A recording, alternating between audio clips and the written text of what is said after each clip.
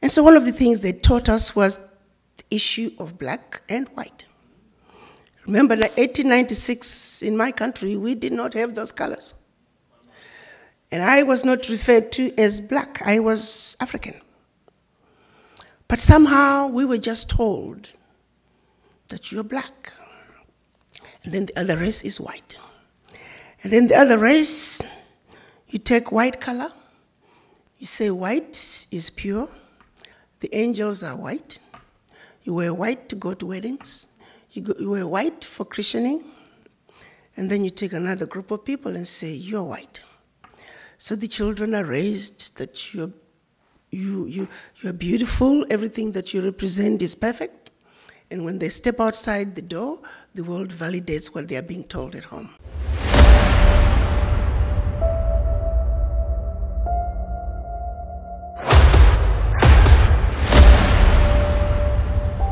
This is the journey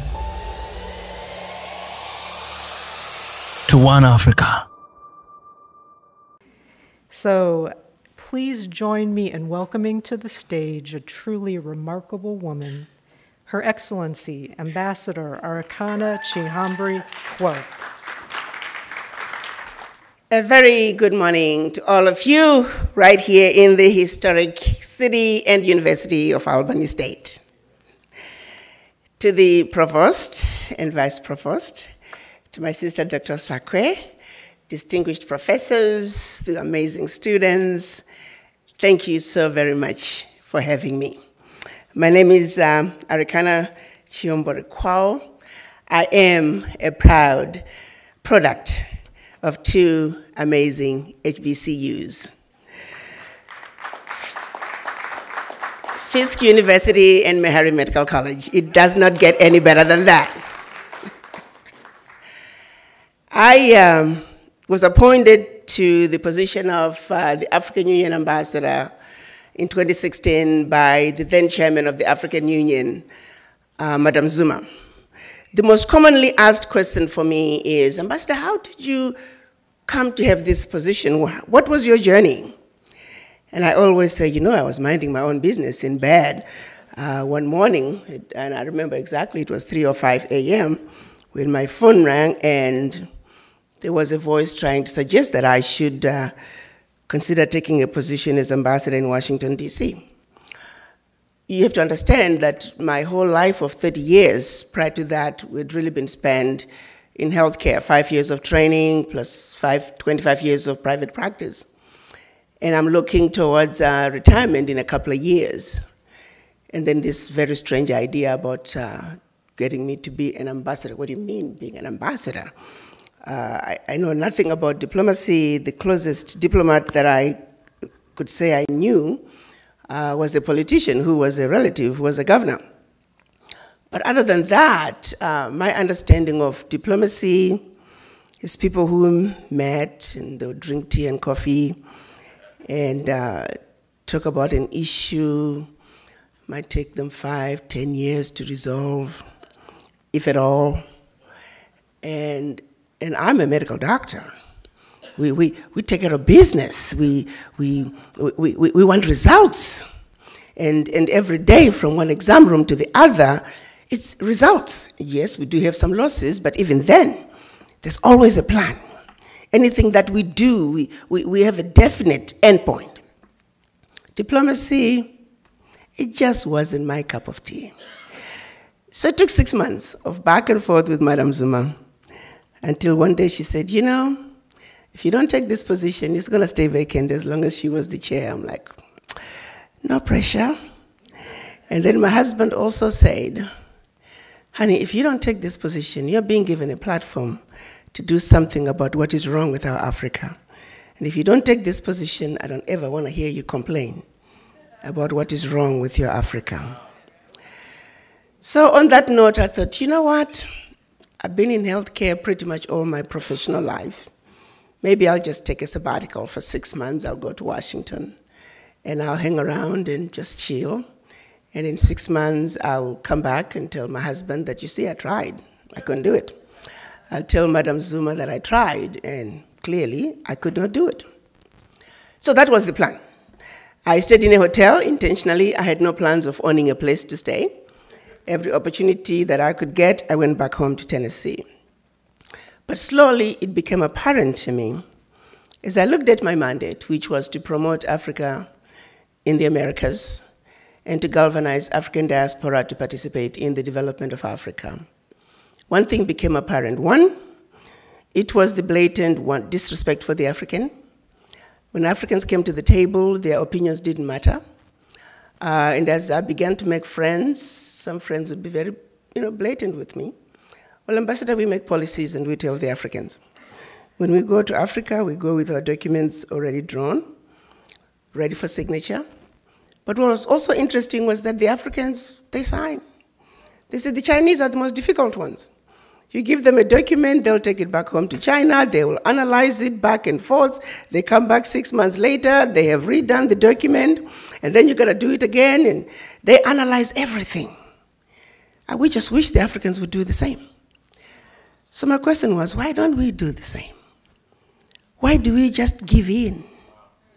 And I began to understand it. I realized that there's this profound sense of inferiority among us.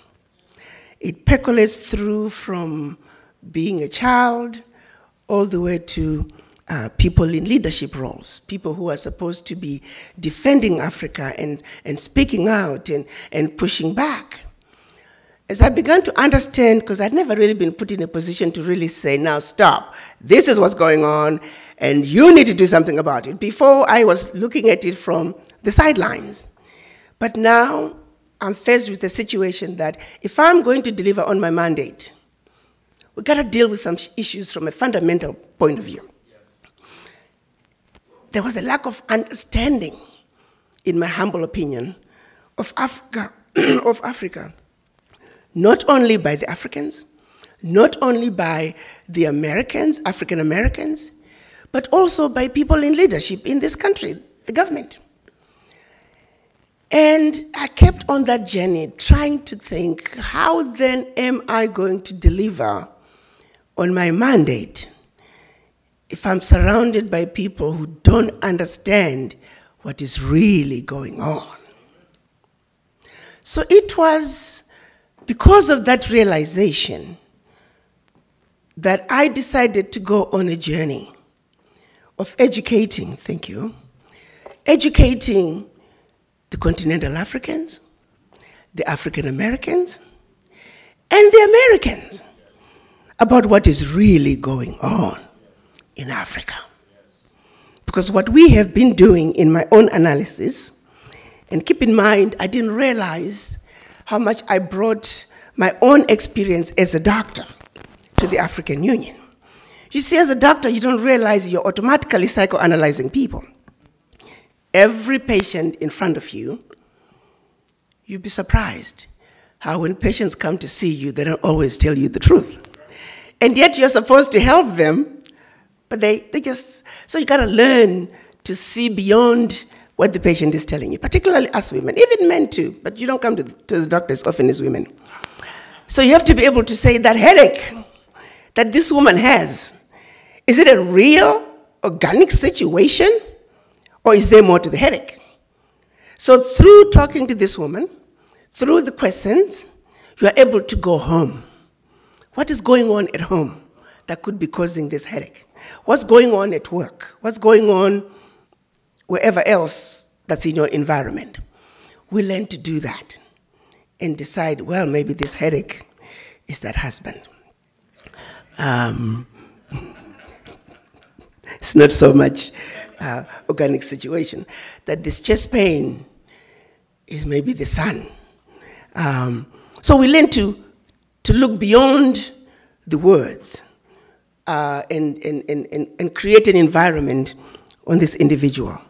I didn't realize how much I took that with me.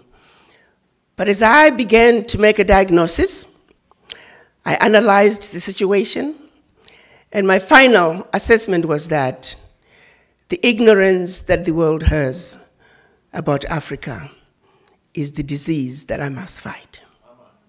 So I set out to have a plan, and I began implementation. Because it is only when that disease is treated, it is only then and only then can we embark on a true healing path for Africa and her children. I'm going to ask you one question. If I were to ask you right now, all of you, what color is the devil? I want you to answer that question to yourself. And I'm going to pause for 2 seconds. Let me guess. Most of you said black, didn't you? And then I'm going to ask you another question. What color are the angels? Let me guess. Most of you said white. Who has seen either?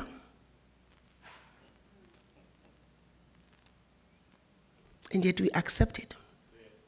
So you take a group of people, you say the color black is associated with the devil.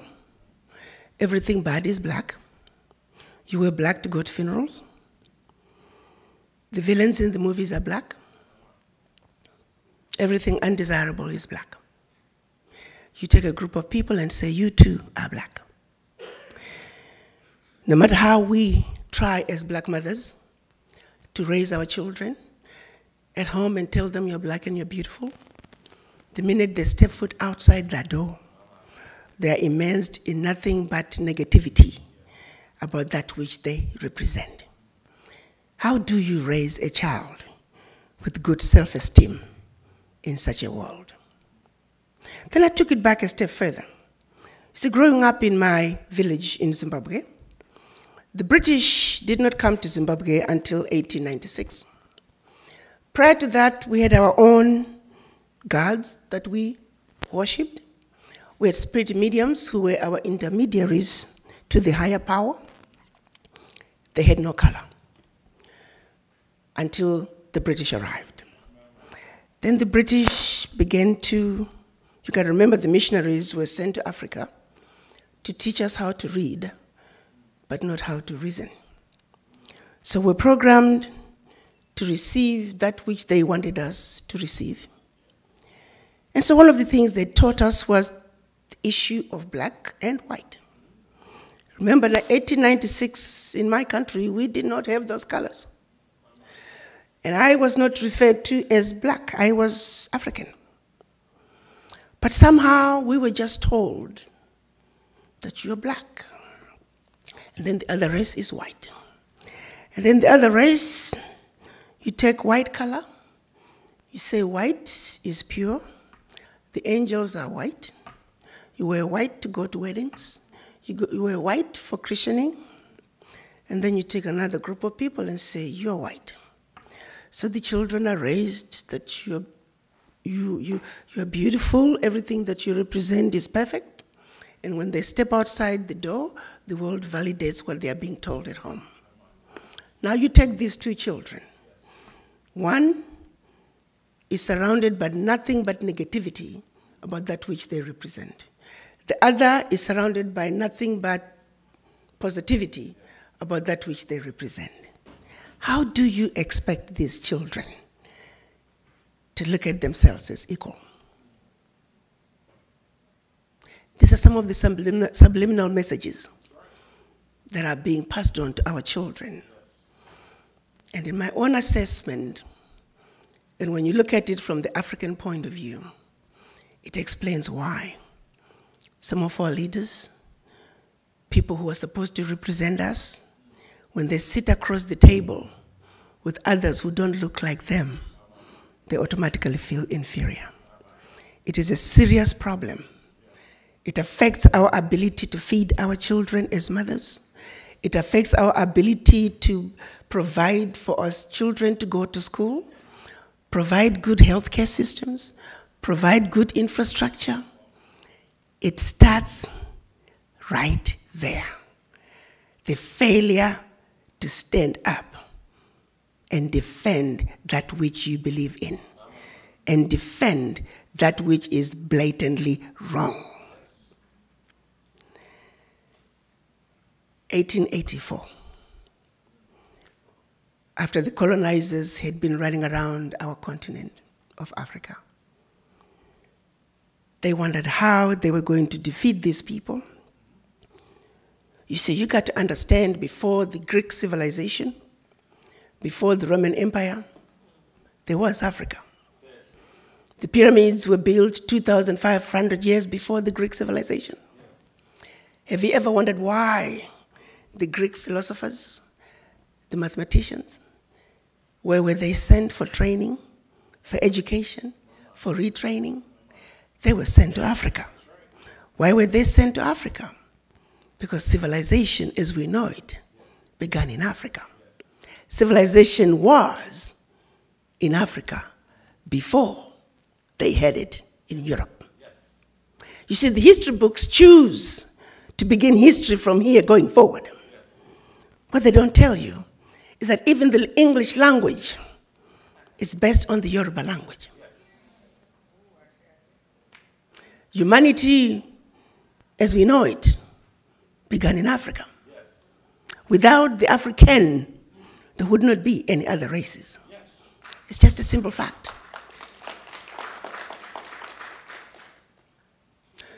So they came together and set out a plan.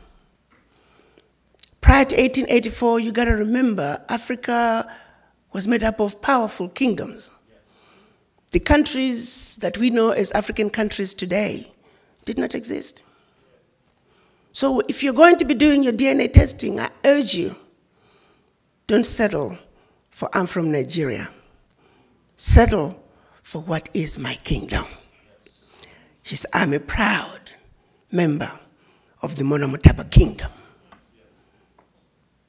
Are you an Ashanti? Are you from the Benin kingdom? That's who we were before the Berlin Conference. So why did they meet in 1884? At the invitation of the then Chancellor of Germany, Bismarck. Bismarck said, let's all come together. We, the colonizers. Because keep in mind, at that time, they were beginning to fight each other over how to distribute what they had looted from the Africans. So you see, the French would loot from the Africans, then the British would come and then loot from the French, what the French had looted from the Africans, and then the Belgians would come, they'll loot from the British, what the British looted from the French, that the French looted from the Africans. They were getting ready to have a European war on the African soil. So Bismarck called his sidekick, the then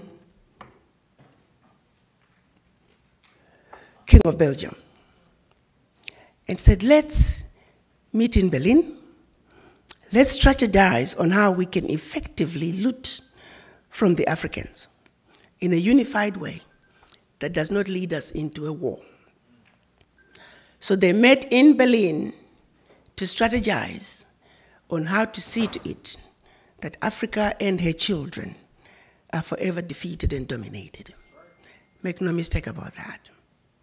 I repeat, they met in Berlin from November of 1884 to February of 1885 to strategize on how to effectively see to it that Africa and her children are forever defeated and dominated. That was 135 years ago. Fast forward 2019, the strategy remains in place today. History tells us that they set across from big old map of Africa. They proceeded to chop Africa up into tiny little economies that we see today. Tiny economies that clearly cannot survive on their own. Tiny economies that, should they survive, like black people always do, they're easy to destabilize. And then after they chopped up these little countries, they often say the divisions were so arbitrary that husband and wife were in bed, and when they woke up in the morning, the husband was in Zambia and the wife was in Malawi.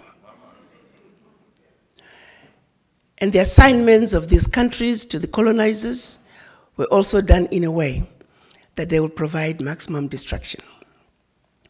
I often say, have you ever pictured driving from Zambia? You're speaking English. Pretty soon, you're in Angola. You're speaking Portuguese. A little north, you're in DRC. You're speaking French. Go a little west, you're in Equatorial Guinea. You're speaking Spanish. A little further north, you're in southern Cameroon. You're speaking English. Keep going north. Now you're in northern Cameroon. You're speaking French. A little west, now you're in Nigeria. You're speaking English. You see, give it a couple of generations.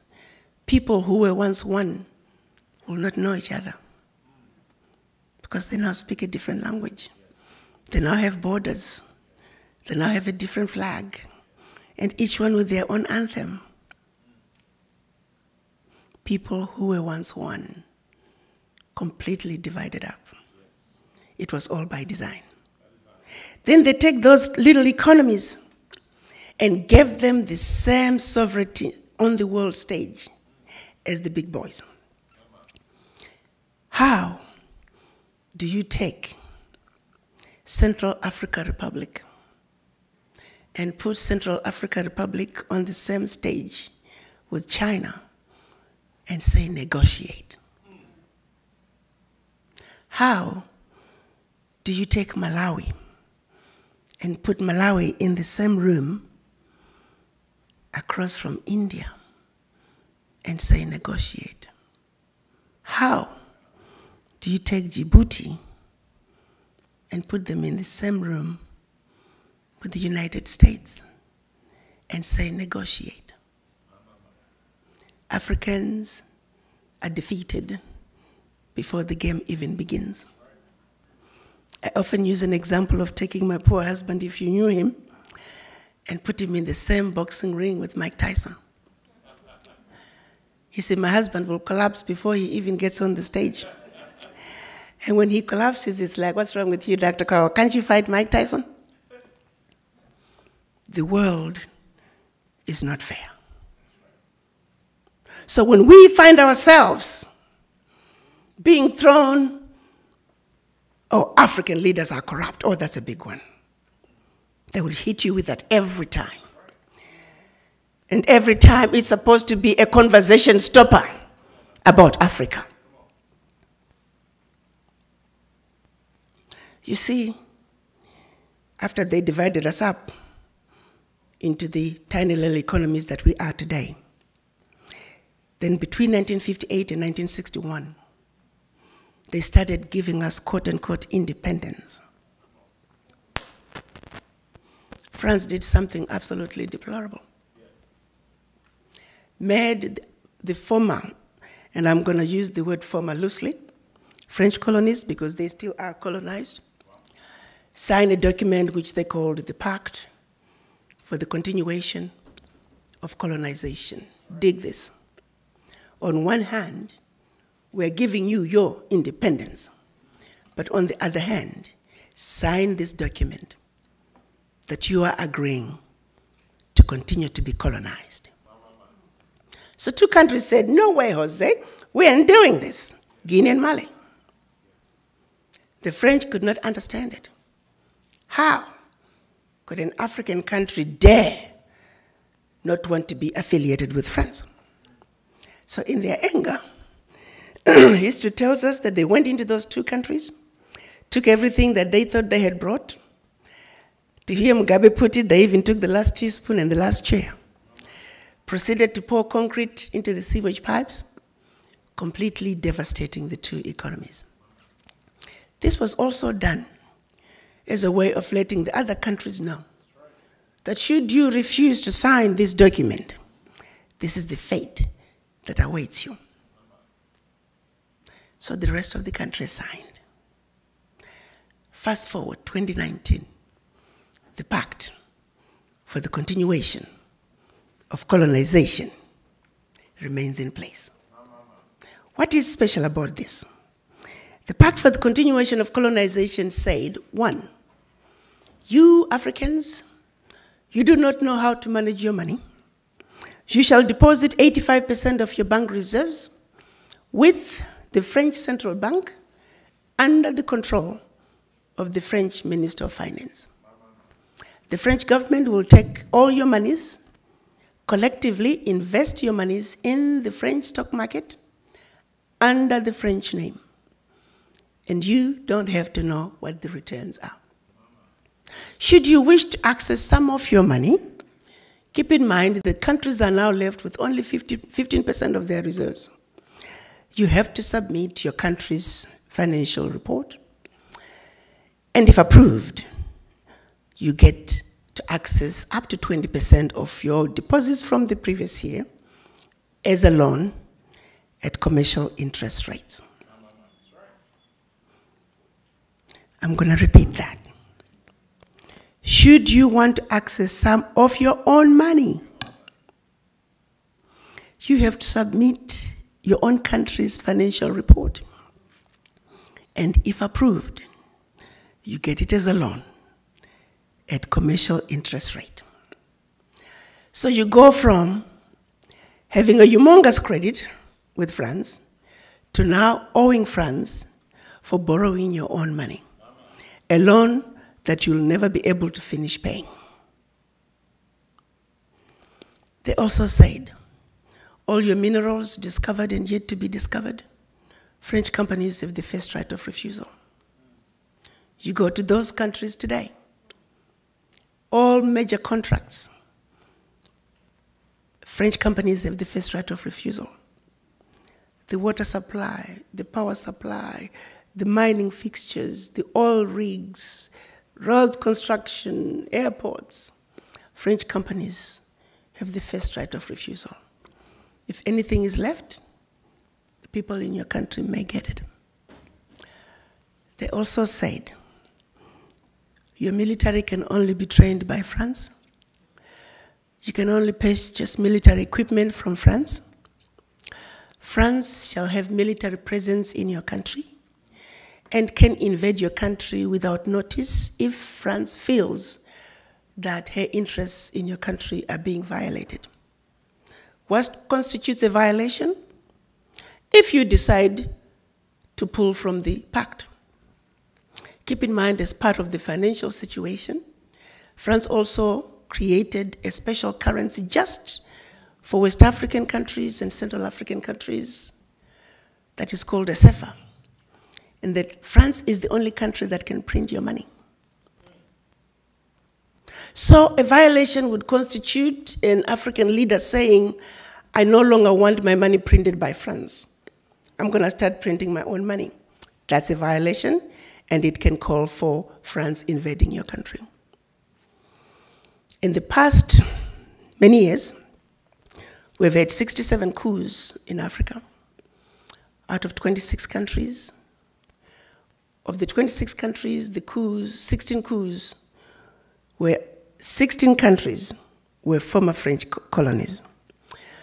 To date, 22 African leaders were assassinated during a coup, documented all of them.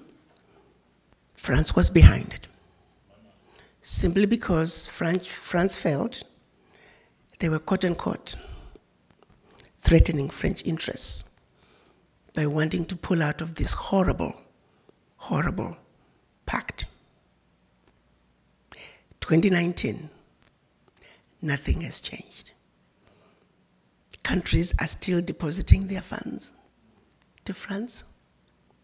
French companies still have first right of refusal.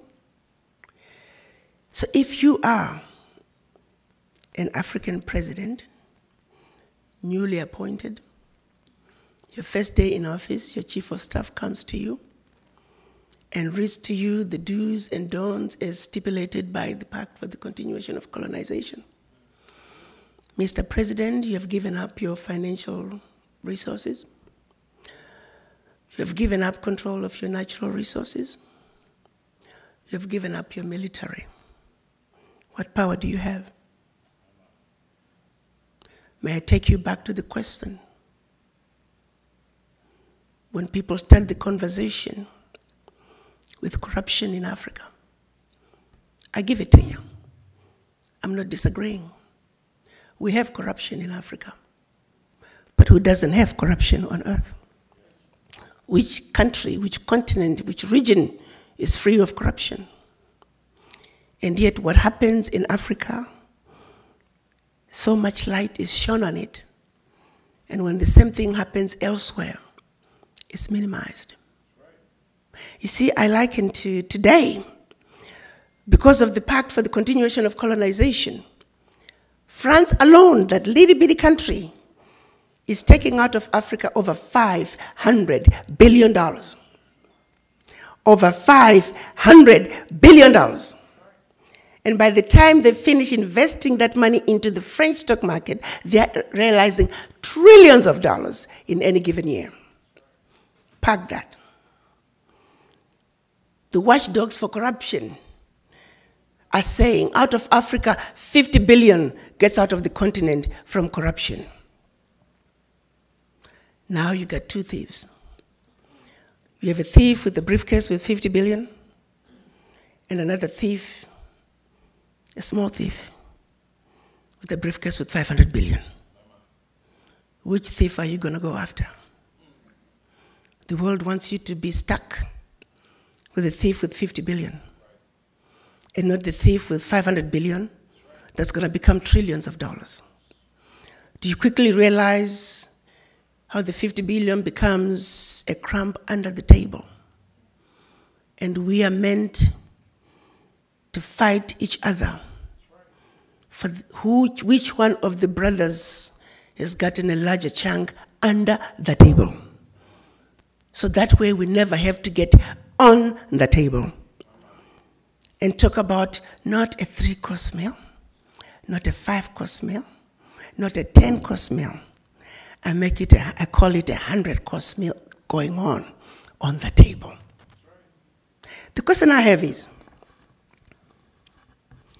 why has it been so difficult for us as Africans to say enough is enough? How long are we going to keep watching this carnage go on and we say nothing? It goes back to the mind. It goes back to that fear. It goes back to that sense of inferiority. And I go back to the diagnosis I made when I went to Washington. That until we black people understand that we are suffering from the legacy of colonization, that we are suffering from the legacy of slavery, that while we may have lost the shackles of in our legs and our hands, the shackles of the mind continue. Until we realize that we are a wounded people and we need healing, nothing about our circumstances is going to change. We are sick people. But to be sick, first you must realize and accept that you're sick. How do you go to the doctor if you don't think you're sick? We are not only in the doctor's waiting room on an outpatient basis. We are not even in the hospital in a general ward. As black people, we are in the intensive care. And we need to realize that.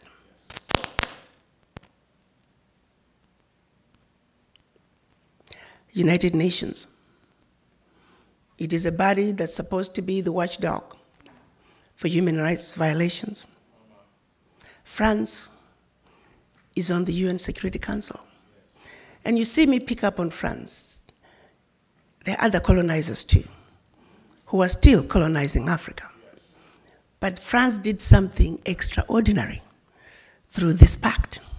We're talking cold, hard cash out of Africa. That we must stop.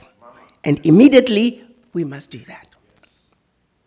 So France remains as a member of the UN Security Council.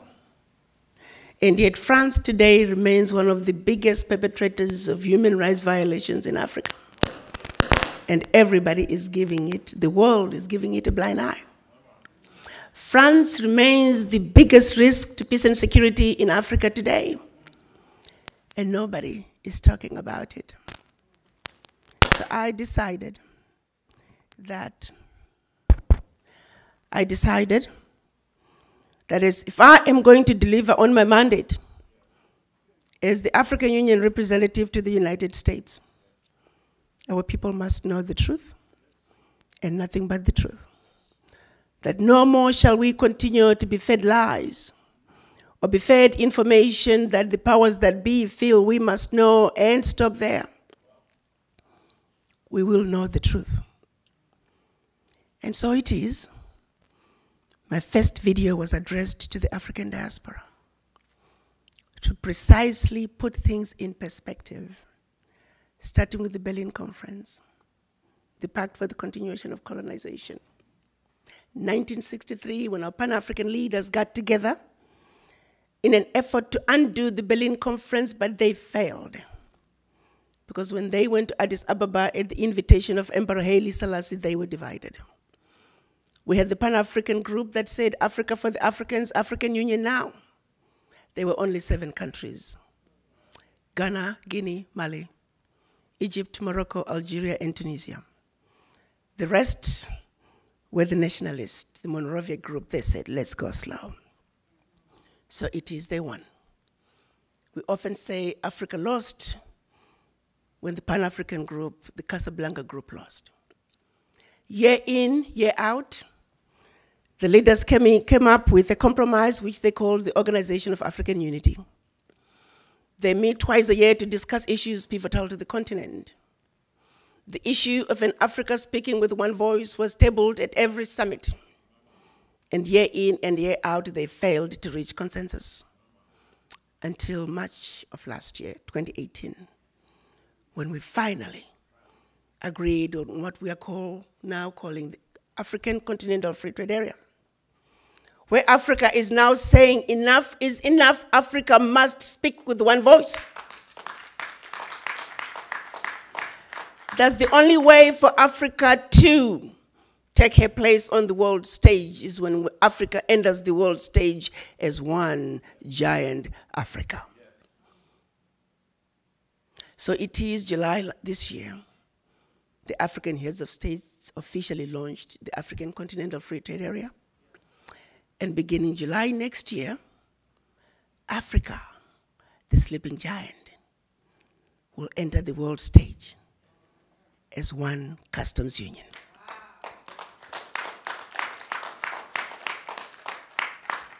It's been a long journey. I call it a 700-year courtship, and that goes back to when the colonizers first came to Africa. I'm calling it a 56-year pregnancy. That's when our Pan-African leaders met in 1963 and started the conversation about a united Africa speaking with one voice. The baby is now born, and her name is the African Continental Free Trade Area. You see, the children of Africa must realize that now we need diapers, we need formula, there are going to be sleepless nights, this baby is going to cry, this baby is going to throw tantrums. We need to be ready to take care of this baby. And the only way to effectively take care of this baby is when the children of Africa are walking and get rid of the shackles of the mind. Because if we do not wake up as a race, if we do not realize that we are suffering from this affliction, if we do not seek the help that we need and the healing that we must have, guess what's going to happen come July? You see, well, you got to understand what the African Continental Free Trade Area is doing. The African Continental Free Trade Area is creating an economy that's $3 trillion, with a workforce intra-Africa of 1.27 billion. An environment that you can spread and grow your business like wildfire from one country to the other. The borders that have kept us from trading with each other as African countries are in the process of being melted as we speak.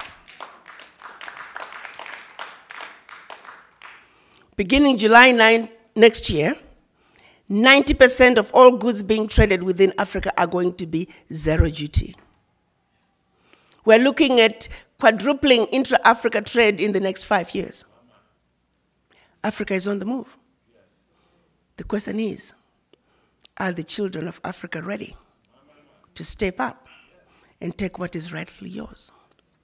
You got to understand, around the globe, as black people, the reason we are so disrespected is because we're poor. Most of us don't own anything. Singularly, while we were given our independence, the one thing that was denied from us is economic liberation. The African heads of states are saying, African wealth belongs to the African children.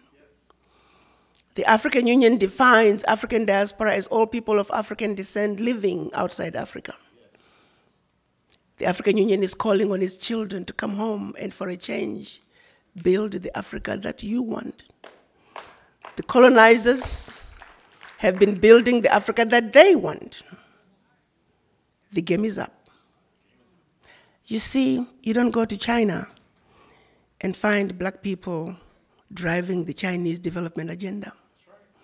You don't go to Europe, you don't go to Mexico, India, and find black people driving those regions' development agenda. The reality is, you must not, cannot, should not, and golly, will not go to Africa and find non-Africans driving the African continental development agenda. Unless, of course, you, the children of Africa, the inheritors of Africa's wealth, choose to vacate that place that has your name. The choice is yours. The environment is ready. And so, I'm on a mission to see to it that we, people of African descent, truly understand our Africa. Truly realize that we have been lied to, but that we are smart enough to know better. That we have been sleeping, that it's time to wake up. You see, a united African diaspora is a sleeping giant.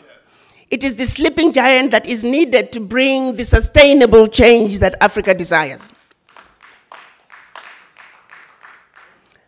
So it's beautiful to listen to our children talk about the African Union, the model African Union.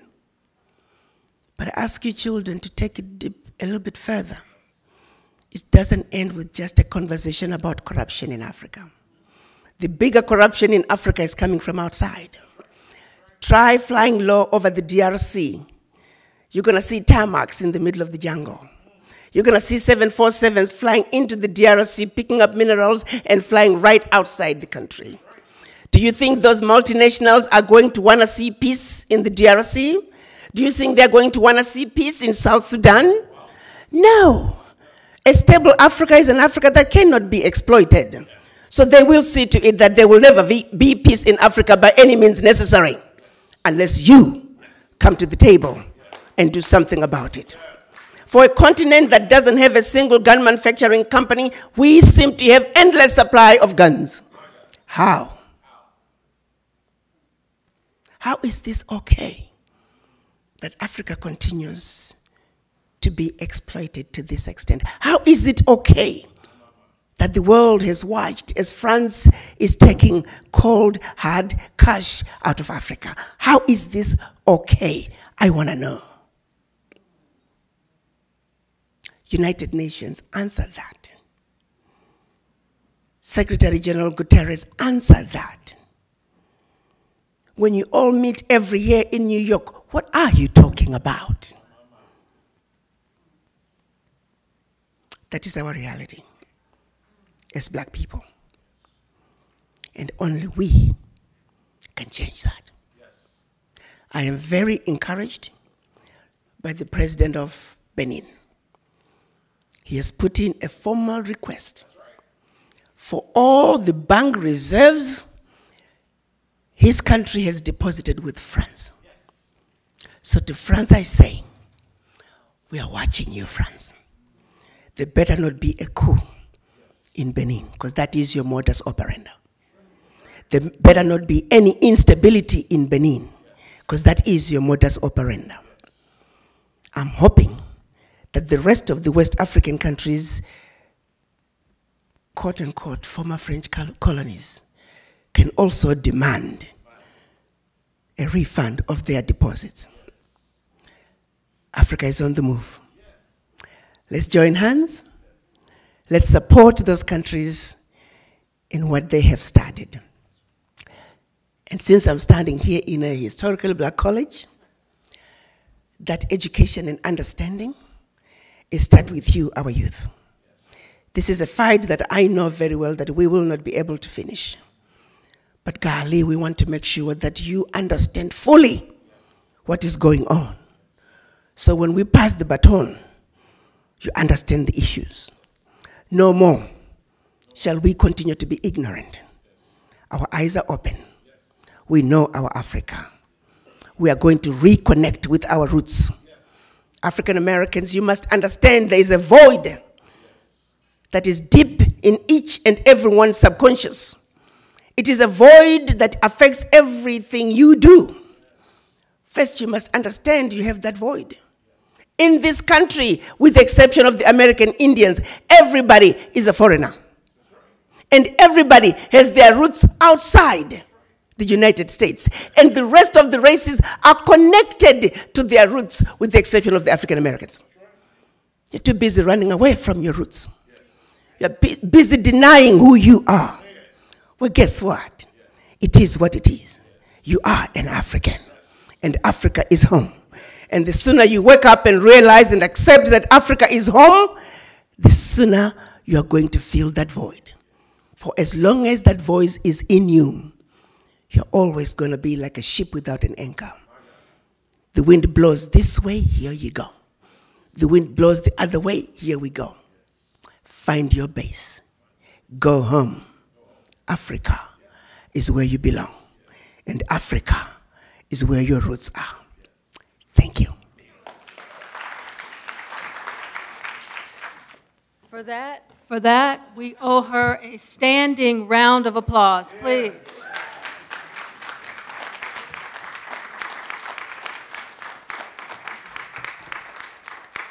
I just want to say that here at Albany State, we strongly believe that education is the vaccine to poverty. And so we stand with you, we stand alongside you, and we support your mission and your fight. Please accept this as a small token of our appreciation. Thank you.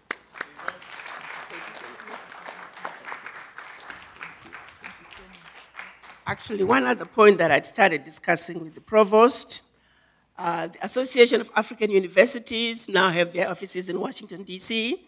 It's an association that represents 400 universities across the continent. With a one-stop shop, you can pretty much pick where you want to go in Africa. I would hope that, I told the provost that I will bring them back. The enrollment, we must expand the international study program, not only for students, but also for professors. This can be done very easily, and I'm on a mission. I will work with the professor to see to it that next year, we have as many of you students going to Africa. We want to establish, it should not be expensive. You see, white schools are very good at taking care of themselves. My kids, one of my kids speaks French like a Frenchman, sadly, because of the program that she was in. All we paid for was the airline ticket. Even the professors, I housed 3 professors every year from France as part of the exchange program. We can do this. We need to establish host parents.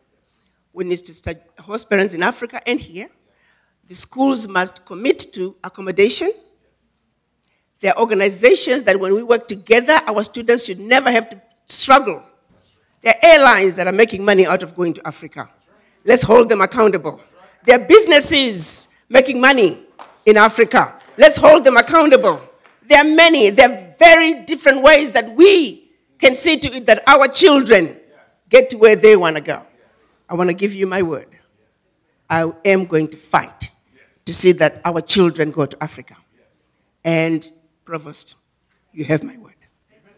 Assistant, you have my word. we are going to Africa next year. Plain and simple. Thank you. All right, so now we are, just to move on.